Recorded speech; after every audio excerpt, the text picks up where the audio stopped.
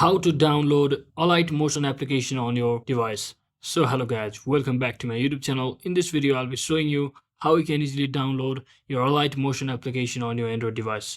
So first thing, no matter which your device you are using, if you are using Android, you just simply have to click on Play Store, and if you are using iPhone, you just have to head over to your App Store. So once you are in the side of your following store, you simply have to click on search and search in for the Alight motion application, just like this.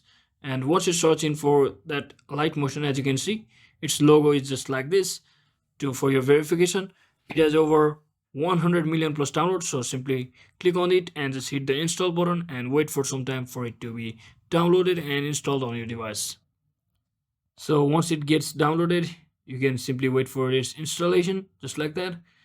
So if you don't find this application on Play Store, you can also download it via the browser, via Google Chrome, by simply searching in for the Alight motion download. So wait for some time. So once it gets downloaded, simply click on open, and just like that, you have successfully downloaded and installed your Alight motion application on your device.